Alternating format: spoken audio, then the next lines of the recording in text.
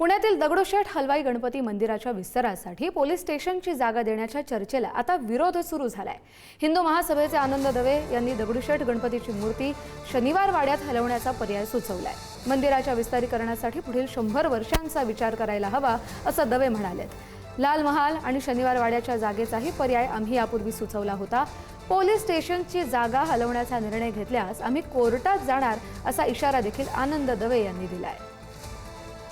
मंदिराचे विस्तारीकरण करत असताना पुढच्या 100 वर्षांचं नियोजन करायला हवं। आम्ही असं सुचवलं की लाल महाल, पण ती जागा आणखी लहान पडू शकते। अगदी 50-500 मीटरवर शनिवार वाडा आहे, तिथं रोजची 4-5 हजार लोक येत असतात। शनिवार रविवारी 10,000 लोक येतात आणि आतमध्ये 10-15 हजार लोक आली तर रस्त्यावर कळणार सुद्धा नाही, एवढी सुविधा लोकांना करता येणार आहे। मग असं काही न करता पाठीमागच्या पोलीस स्टेशनची जागा जी कोठडी सुद्धा आहे ती हलवण्याचा का आपण मार्ग अवलंबतो असा माननीय मुख्यमंत्र्यांना सुद्धा आमचा प्रश्न आहे। आम्ही आज दुपारी मीटिंग घेऊन त्यांना पत्र सुद्धा पाठवत आहोत की याचा पुनर्विचार करावा, गरज पडल्यास आम्ही कोर्टात सुद्धा जाऊ त्याविषयी। याच प्रकरणाची माहिती घेऊया आपले प्रतिनिधी ज्ञानेश्वर चौतमल यांच्याकडून। ज्ञानेश्वर, हा नेमका काय मुद्दा आहे?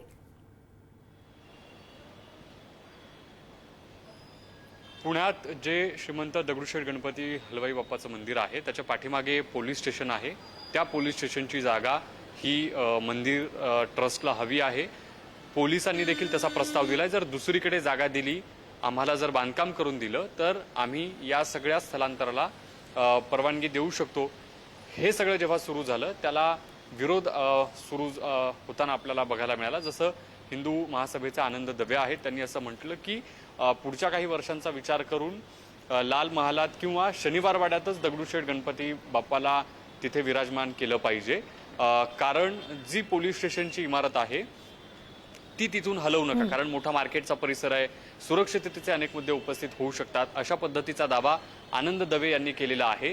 काँग्रेसच्या अक्षय जैन यांनी देखील मंदिरानं जी पोलीस स्टेशनची जागा मागितलेली आहे त्याला आक्षेप घेतलेला होता आणि आता हे प्रकरण आनंद दवे म्हणतात तसं जर पोलीस स्टेशनची जागा तिथून हलवली तर कोर्टात जाण्याचा इशारा देखील त्यांनी दिलेला आहे। बरं, धन्यवाद ज्ञानेश्वर तुम्ही दिलेल्या या सगळ्या सविस्तर अपडेटसाठी।